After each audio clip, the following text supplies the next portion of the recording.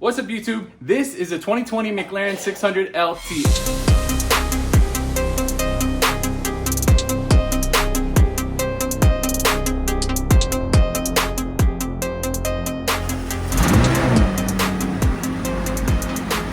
And we got a call that this car had a massive coolant leak. Now, I'm gonna take you guys through the steps of how we diagnosed the problem, how we fixed the problem, and arguably best of all, the test drive to make sure everything is working after we finish repairs.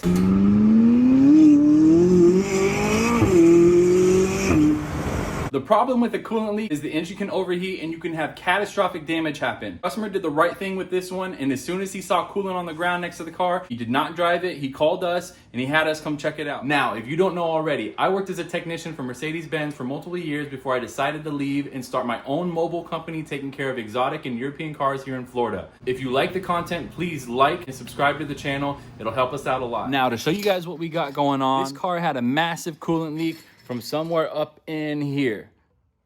We were able to go to the customer's location and actually get a video that I'll show you now. We knew that it's going to need at least one coolant line, and we noticed some other stuff was not installed correctly by whoever worked on this car last time. There is also a coolant line that was smashed up against the fuel tank.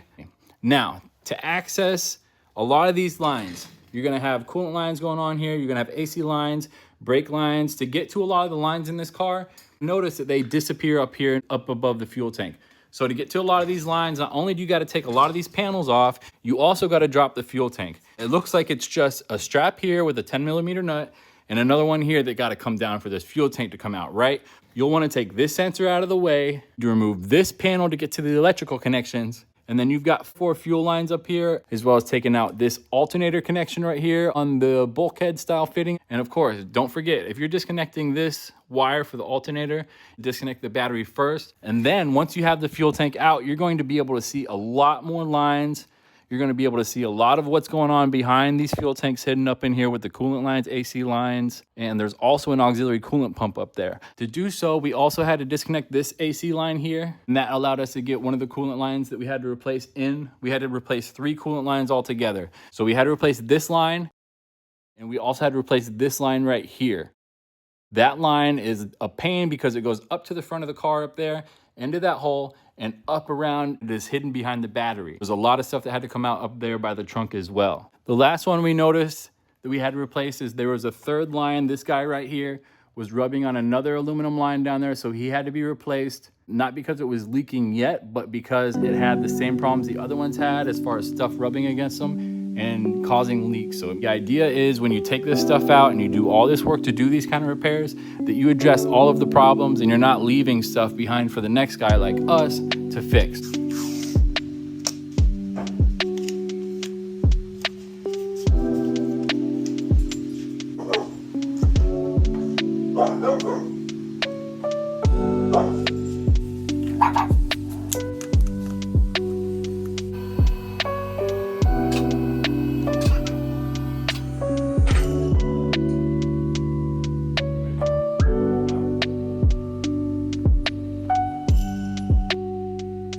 Like I mentioned, you're going to be taking off this panel here.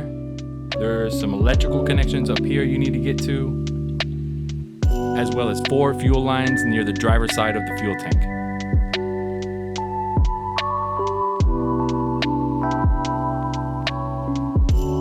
Once those were all disconnected, you have to kind of wiggle the fuel tank out from where it's wedged into after you remove the 2 retaining straps.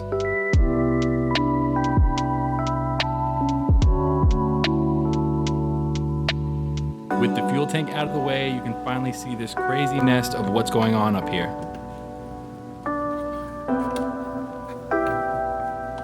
Here's a close-up of where the coolant line was smashed up against the fuel tank. And here's a close-up of exactly where the leak was coming from.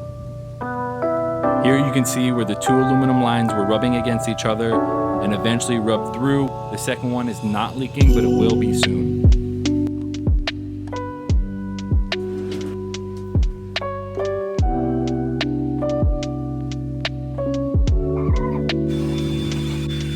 On the top side of the car, you'll have to remove this protective panel.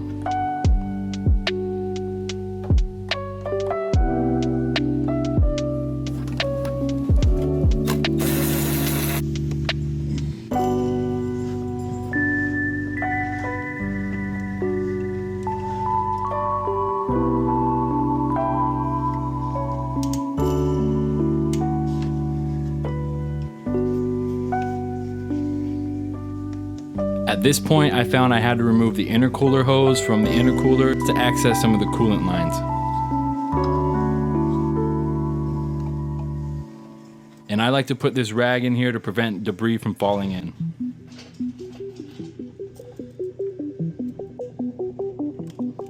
And this is the third hose that we had to take off on this car. You can see this third hose connects directly to an auxiliary coolant pump, which will typically flow coolant through the intercoolers.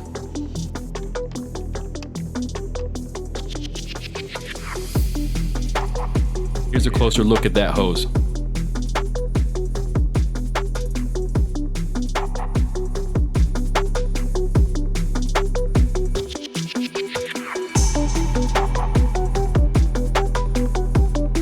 Now to access some of these coolant lines, we had to move the brake line out of the way.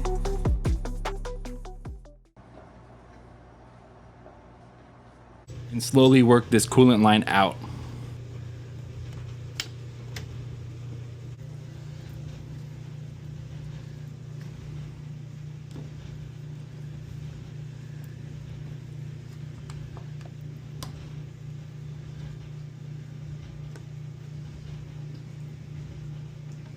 Now let's show you guys the front of the car. With these trunk panels removed, you can get better access to the battery, which we had to remove to access one of the coolant lines. One of the hardest coolant lines I've ever had to replace.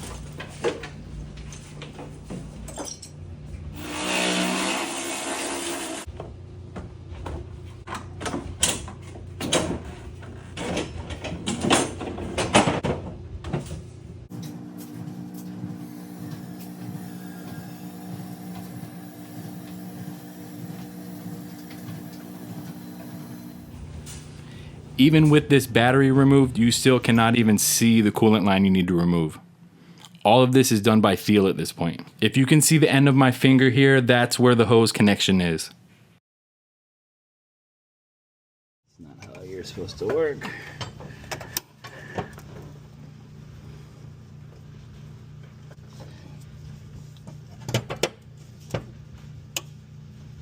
Yes, I think we got it. Finally, this is what it looks like with the hose removed. I ended up cutting one end and the other one had a hose clamp we could remove.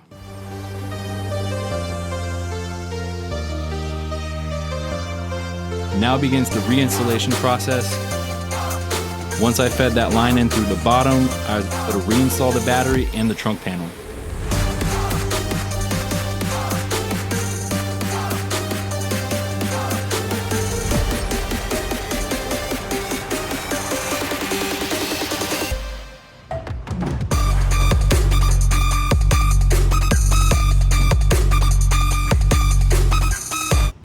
As you can see, these aluminum coolant lines are extremely thin and fragile.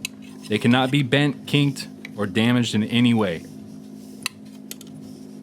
This one I tried to put it behind it, I tried to go underneath of it, I tried to snake this line in from the front of the car. The hardest part about this line has to remain in one solid piece without any damages. Eventually I decided I had to take out this AC line to gain access for this line to go in. Even with the AC line removed, it was still very difficult to get this line in.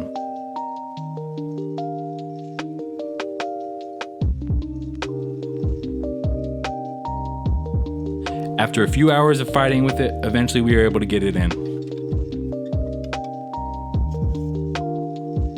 And this is a closer look at that third line that was starting to rub that we decided to replace so that it did not have the same issue in the future. Now this hose clamp goes back on.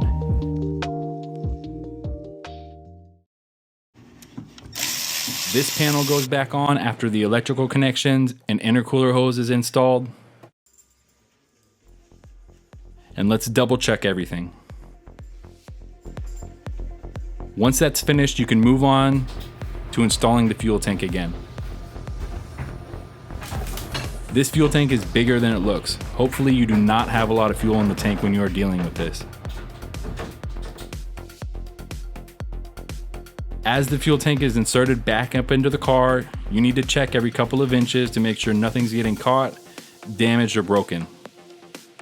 Nothing on this car is cheap.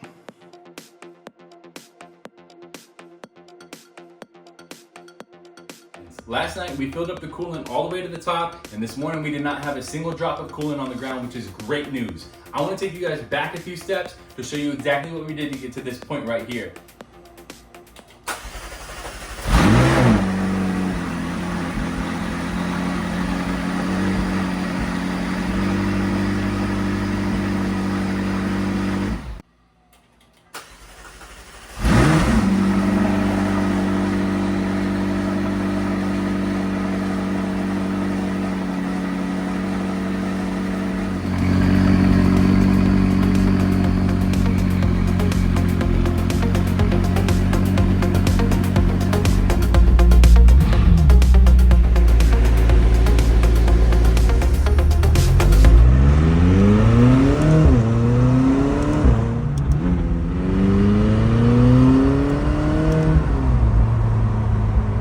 Now the car is feeling really good on this test drive. The car has all of its power.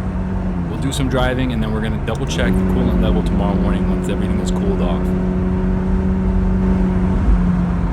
Now, today is the first day after the initial test drive after we completed repairs. I wanna double check and make sure, of course, we have no leaks that returned after repairs. I wanna make sure none of these lines are rubbing against each other and going to cause another issue like that in the future. But so far so good. I don't see any leaks coming back. I don't see any issues.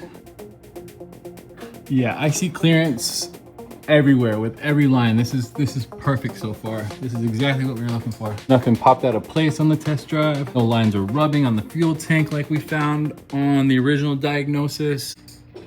Best of all, I don't see any leaks.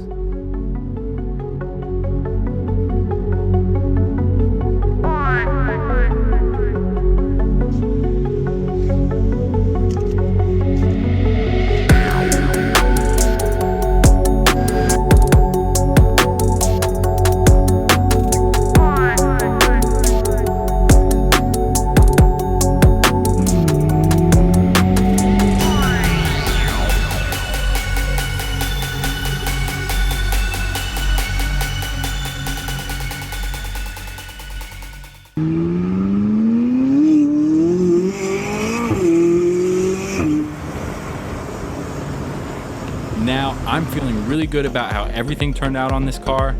If you've made it this far into the video, thanks for watching. Please like and subscribe to the channel. We'll have a lot more content.